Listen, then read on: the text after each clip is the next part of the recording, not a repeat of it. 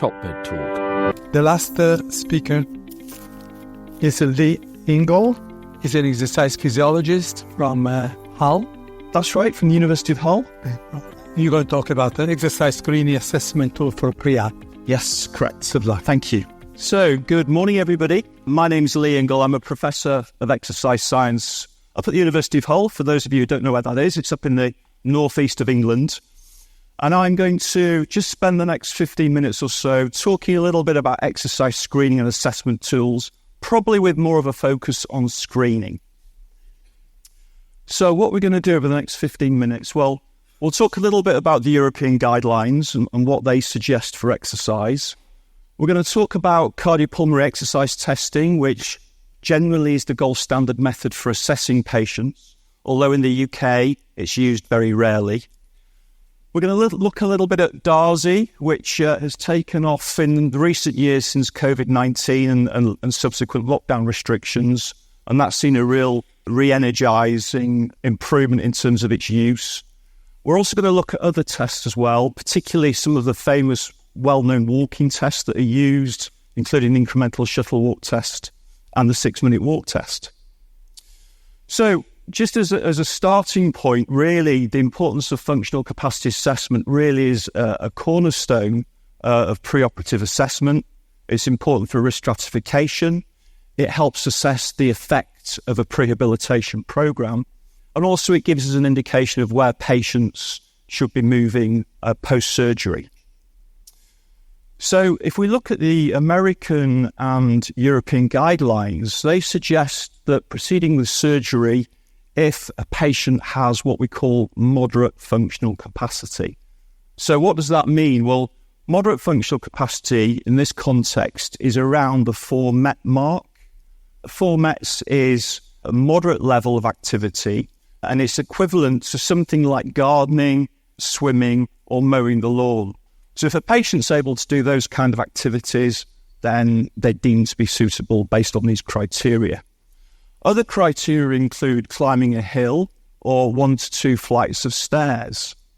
And the evidence base tells us that if you are unable to walk at least 4 blocks and climb 2 flights of stairs, then you're at increased risk of post-operative complications. So let's start with CPET. So this is the cardiopulmonary exercise test, which I mentioned before. This is seen as the gold standard measure. It's a way of assessing a number of expired gases from exercise, including minute ventilation, carbon dioxide production, and oxygen uptake. And this is all measured through a face mask. And there are a whole host of variables that we can determine from CPET.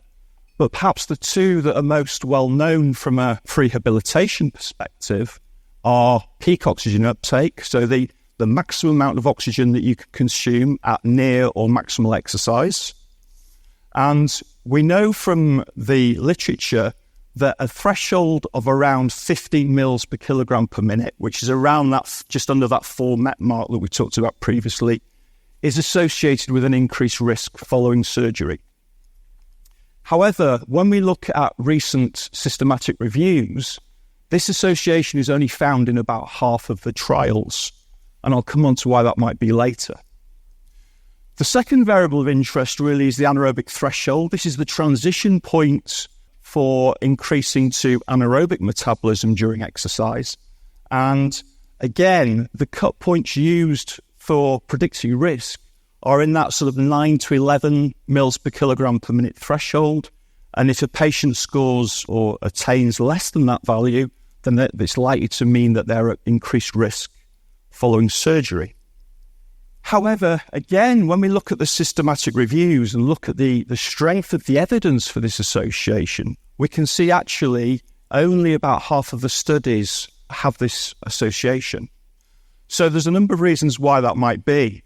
And when we consider the limitations for cardiopulmonary exercise testing, and actually any exercise test for that matter, we are very concerned about effort dependency and patient motivation. These factors can affect performance.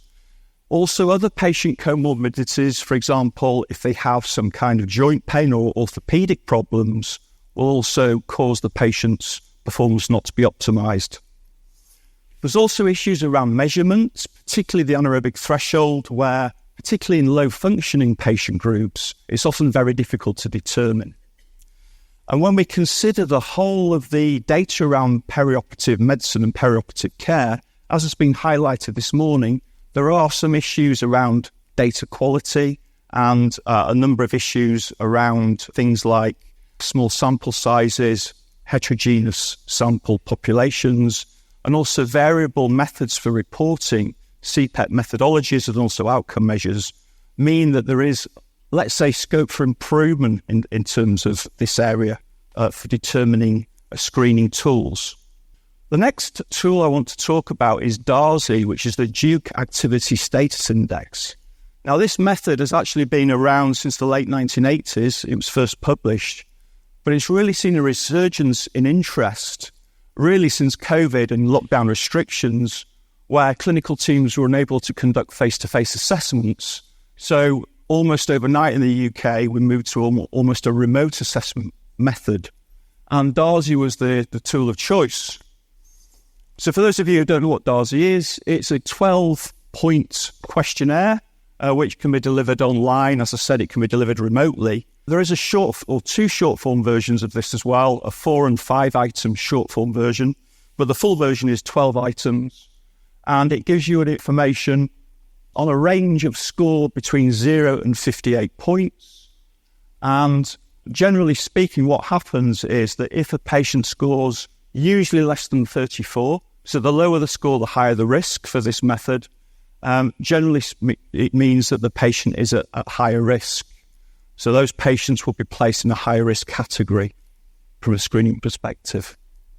So that's DARSI. The walking tests that are of particular interest include the 6-minute walk test, which is where the patient basically walks as far as they can in a 6-minute period. And there are a number of cut points here. Basically, if a patient's able to walk generally over 510 metres, then that tends to predict a disability-free survival over the next 12 months. However, if the patient walks less than 350 metres, it tends to do the opposite. It tends to predict they're likely to have some form of disability within the next 12-month period. The second test of interest is the incremental shuttle walk test, where the patient walks against an increasing pace, and as the test progresses, the pace progresses, and the patient just walks until they can't continue. And in terms of cut points here for looking at screening tools, a cut point in excess of 360 metres has a high positive predictive value for basically predicting low risk following surgery. However, the incremental shuttle walk test hasn't been established in large populations, and there's definitely a need for further studies in this particular area. And when we look at this in terms of from a clinician's perspective, what test should you adopt? Well, often it comes down to a variety of factors, including things like familiarity, convenience, the physical environment you work in. So do you have access to a 20-metre corridor or a gym space? Obviously, some teams will, some teams won't. And there's also the traditional things like resources, availability of staff, and also the expertise of the staff, for example, to conduct a CPET. That's not always available, particularly in the UK. So if we're going to conclude our thoughts and feelings about this, what are we saying? Well, in terms of the functional capacity assessment screening, it really is a key component of preoperative risk assessment. But as other speakers have said, there's no perfect method. There are still large gaps, I would say, in the evidence base in terms of what's the optimum method to use. And we can't say that one variable will discriminate particularly into high and low risk groups. There isn't really the evidence to support that yet. And it's fair to say there's margin of error in all of these parameters, which mean that there is more questions to answer. The DARSI does appear to be an accurate method, and it's certainly better than subjective clinical assessment. And it may be useful from an assessment point of view to do a preoperative CPET in patients who identify as high risk on the DARSI. So that's probably a useful tip for you to consider. We also have to acknowledge that there's quite a few large multi-centre trials already in existence or about to report, and this may change our views on the value of CPET. I hope it does. And also the CPET consensus guidelines that were published around 5 years ago should start to help improve the quality of some of these upcoming and future studies. So that's all I'm going to say at this point, and thank you very much for your time.